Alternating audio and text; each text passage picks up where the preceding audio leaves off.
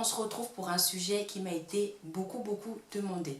Bien sûr, c'est la question qui revient toujours. À chaque fois que je monte ma routine soins sur Snapchat, à chaque fois que je lâche mes cheveux, la question elle revient systématiquement. Comment faire pour faire pousser les cheveux? Comment tu fais pour avoir de la longueur? Comment tu fais pour les avoir épais? Donc, je me suis dit, au lieu de répondre individuellement, je vais directement faire une vidéo où j'explique moi personnellement ce que je fais. Donc, je vais vous donner une dizaine de conseils. En fait, ces conseils, on va dire que c'est un peu comme un mode d'emploi. Donc, je vous donne les étapes. Après, ce sera à vous d'adapter vos produits en fonction de vos types de cheveux et surtout en fonction de ce qu'ils ont besoin sur le moment. Donc, sans plus tarder, on va rentrer dans le vif du sujet.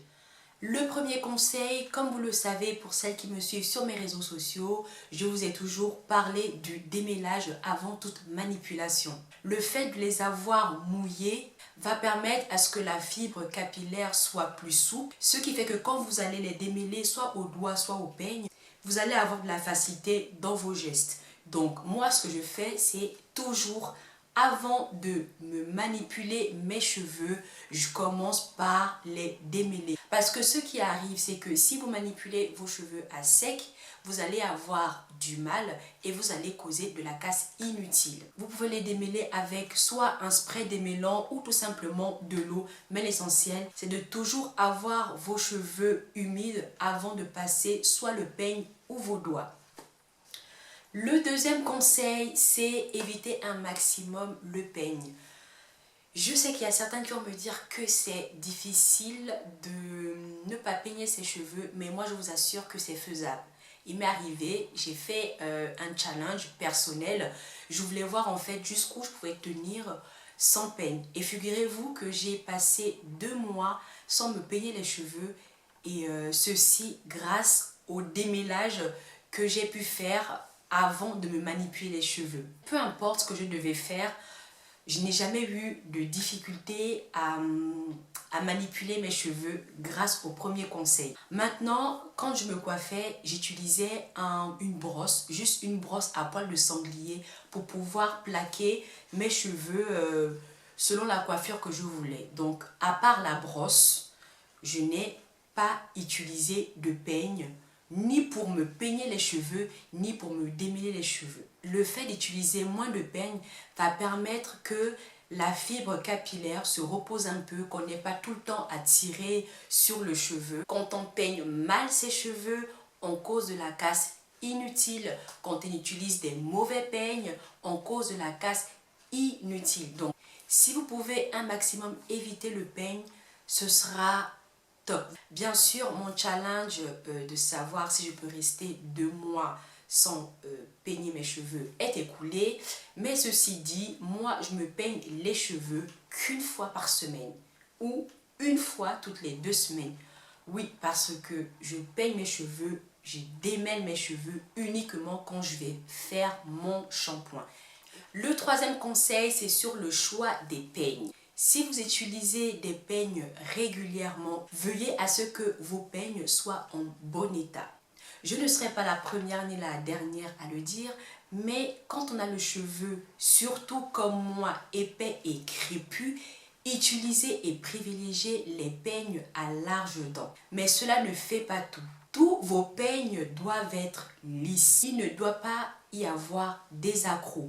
Les dents de votre peigne ne doivent pas être cassées. Parce que si vous utilisez un peigne qui a des accros, qui a des dents cassées, ce qui va arriver, c'est que quand vous allez introduire votre peigne dans vos cheveux, les accros que vous avez sur votre peigne vont s'accrocher et s'enrouler dans votre peigne. Et quand vous allez les tirer, vous allez causer de la casse inutile. Le fait de se peigner les cheveux, on a une 50aine de cheveux qui tombent. C'est naturel, c'est normal. Mais si à cause du mauvais état de votre peigne, quand vous allez vous peigner les cheveux, vous allez avoir une casse qui n'était pas prévue. Une casse, c'est ce que moi j'appelle la casse inutile. Donc au lieu d'avoir la 50aine de cheveux qui tombent naturellement tous les jours, avec votre peigne qui n'est pas lisse, vous allez avoir une 100aine de cheveux qui vont tomber. Et dans cette 100aine, bien sûr, il y a la casse inutile. Quatrième conseil, soyez douce avec vos cheveux.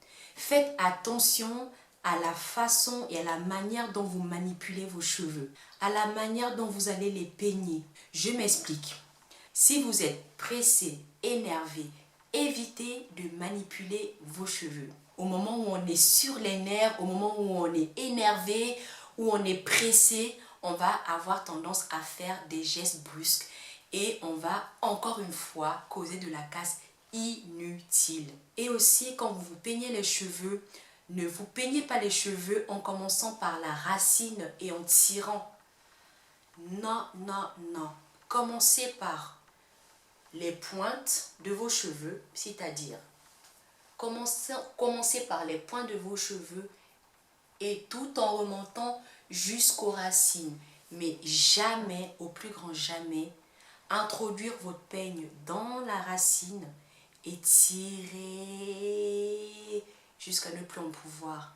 Alors là, on risque de traumatiser le bulbe. Soyez douce avec votre cheveu. Prenez du temps quand vous faites vos soins. Si vous n'avez pas du temps, honnêtement, faites un puff comme moi, attachez-vous les cheveux, faites votre sortie, bougez pas, calmez-vous, faites ce que vous avez à faire et quand vous avez du temps, posez-vous et faites les choses tranquillement au calme.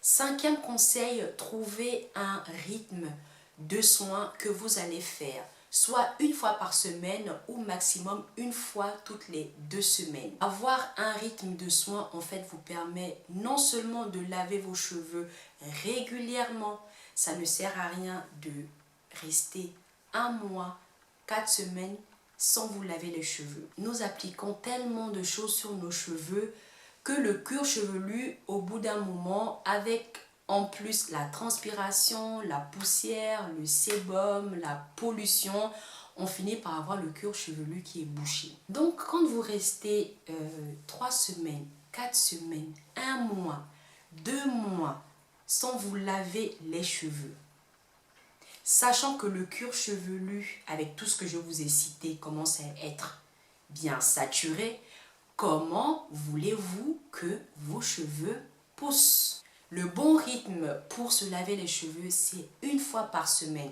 Si vous n'avez pas le temps, vous pouvez aller jusqu'à une fois toutes les 2 semaines.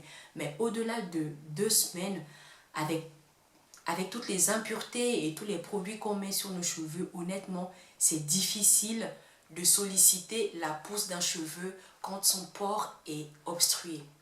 Et l'entretien du cheveu passe par le rythme de soins que vous allez mettre en place. Si vous lavez les cheveux une fois tous les 10 ans, vous n'allez pas avoir de résultats sur la bonne santé du cheveu, sur la pousse du cheveu, sur la longueur, sur la brillance, tout simplement sur la santé du cheveu. Donc trouver un bon rythme de soins va favoriser non seulement la pousse du cheveu, mais en plus de ça, le fait d'être régulière va permettre aussi que vos cheveux poussent. Le 6e conseil, c'est en fait, il faut savoir apporter à votre cheveu ce dont il a besoin dans votre routine quotidienne et dans votre routine hebdomadaire. Le cheveu est vivant, il ne peut pas toujours vouloir du même soin. Donc, il faut savoir adapter vos soins et vos shampoings en fonction du besoin de votre cheveu sur le moment. Moi, tout ce que je vous cite aujourd'hui dans mes conseils, c'est une trame, c'est un mot d'emploi à suivre. Mais c'est vous qui connaissez mieux votre cheveu. Peu importe les produits que je peux vous montrer dans mes réseaux sociaux, tous ces produits, c'est toujours pour vous guider. Donc, dans vos routines, si par exemple, vous sentez cette semaine que vos cheveux sont ternes, ne sont pas assez brillants, quand vous allez faire votre routine hebdomadaire, à ce moment, utilisez des shampoings, des soins qui vont donner de la brillance à vos cheveux parce que vous avez remarqué que vos cheveux, cette semaine, ils sont plutôt ternes. Si la semaine d'après ou si dans 2 semaines, vous remarquez que vos cheveux sont particulièrement un peu plus secs que d'habitude, dans ces cas, faites un shampoing qui va être nourrissant, qui va vraiment hydrater vos cheveux en profondeur. En fait, ne soyez pas figés sur vos soins. Ne vous arrêtez pas à un seul soin parce que vous avez besoin que d'hydrater, hydrater, hydrater. Non, le cheveu n'a pas besoin que d'hydratation. Si pendant une période, vous n'avez aucun problème et que vous avez juste besoin d'hydratation, ok, vous pouvez faire que de l'hydratation pour entretenir vos cheveux, il n'y a pas de problème.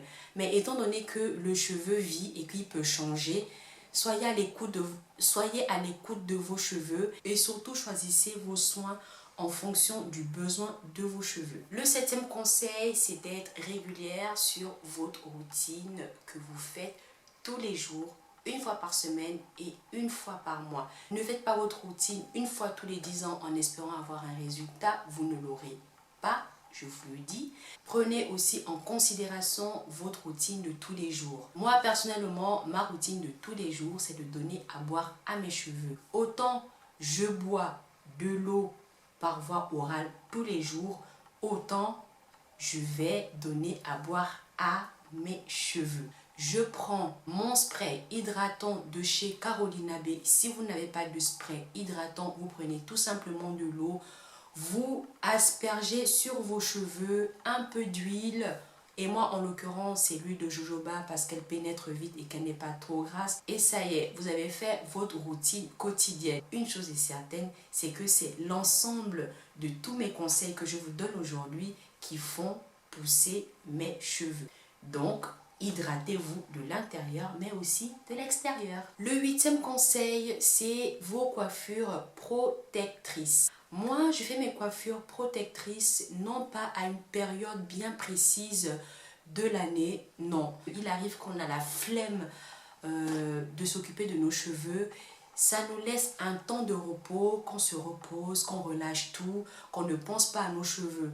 Donc, au lieu d'avoir ce temps de lâcher prise avec mes cheveux en pétard, si je peux dire, je préfère faire à ce moment mes coiffures protectrices. Ou tout simplement quand je pars en vacances.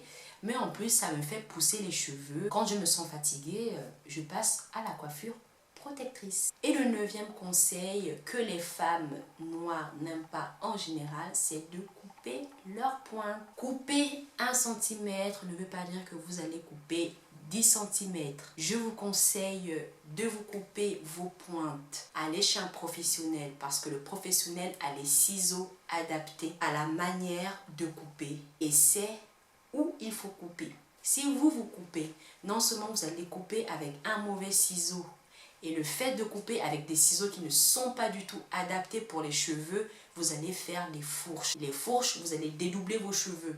Donc, au lieu juste de couper vos pointes et d'avoir des cheveux en bonne santé, vous allez non seulement les couper n'importe comment, mais en plus vous allez créer des fourches. Et ceci dit, si vous avez des fourches, vous allez encore devoir couper, couper et recouper. Parce que les fourches vont remonter, remonter et remonter.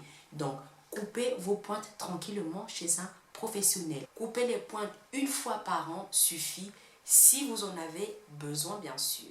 10e conseil, pour aller vous coucher, optez pour un foulard en soie et pas un foulard en coton. Pour retenir un maximum l'hydratation, déjà que nos cheveux secs absorbent beaucoup, si vous couchez avec un foulard en coton, le coton absorbe l'eau et tout le travail que vous aurez fait, c'est-à-dire d'hydrater vos cheveux. Tandis que le foulard en soie n'absorbe pas du tout l'hydratation, il va au contraire garder toute l'hydratation que vous avez eu à faire le matin. Si vous prenez un foulard en soie, peu importe la façon dont vous allez dormir, ça va tout doucement glisser et vous n'allez pas avoir de casse. On va enfin terminer par le 11e conseil. Je pense que ça fait beaucoup de conseils, mais c'est des conseils qui sont très utiles. Donc le 11e conseil, c'est en fait d'être patiente et de privilégier la santé de ses cheveux. Patiente parce qu'il y a des personnes qui croient que j'ai des produits miracles pour faire pousser mes cheveux. Non. Il y a des personnes qui croient que les cheveux poussent en une nuit. Non. Il y a des personnes qui croient que elles peuvent avoir une longueur comme ça du jour au lendemain. Non. Il faut savoir que la longueur dépend de vos gènes. Si vous avez le cheveu naturellement épais et long et parce que à cause de mauvaises manipulations, vous avez perdu tout ce volume et toute cette longueur et que vous voulez récupérer votre longueur ou votre masse de cheveux, oui, à ce moment, vous pouvez. Mais parce que vous avez des gènes à avoir le cheveu gros et touffu. Moi, il y a des filles qui ont des cheveux plus épais et plus longs que moi, mais je me contente surtout de la bonne santé de mes cheveux.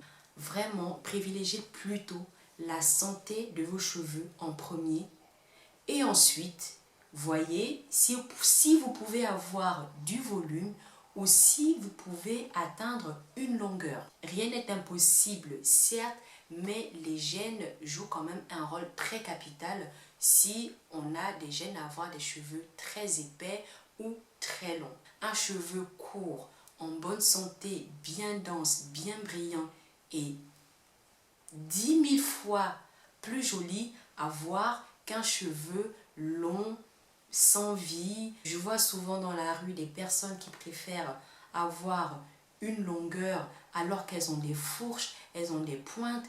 La longueur de leurs cheveux ressemble plus à des queues de rat, ressemble plus à de la paille parce que c'est des cheveux qui n'ont pas de vie. Mais elles préfèrent garder leurs cheveux dans un sale état que de les couper parce que sinon elles ne vont plus avoir de longueur. Là, moi, tous les conseils que je vous ai prodigués, c'est comment je fais déjà pour les avoir en bonne santé et ensuite vient naturellement la longueur et le volume. Si tous les conseils que je vous ai énumérés, vous ne les appliquez pas, c'est sûr que votre cheveu ne peut pas être en bonne santé. Et un cheveu qui n'est pas en bonne santé ne peut pas avoir de la longueur. Idem, un cheveu qui n'est pas en bonne santé ne peut pas avoir du volume. Vous pouvez avoir des cheveux en bonne santé et très longs, mais pas forcément du volume, parce que vous n'êtes pas appelé à avoir du volume. Comme vous pouvez avoir un cheveu en bonne santé, avoir du volume et ne pas les avoir forcément longs. Donc, retrouvez-moi sur mes réseaux sociaux. En barre d'informations, si vous avez une 12e, 13e, 14e, 15e conseil, je veux bien que vous me le donnez en commentaire. Abonnez-vous si ce n'est pas encore le cas et surtout activez la petite cloche pour ne pas rater toutes mes vidéos que je mets en ligne. Partagez, c'est gratuit, faites large diffusion. Je suis sûre qu'il y a des personnes qui seraient ravies d'avoir les conseils que tu viens d'avoir, n'est-ce pas? À bientôt!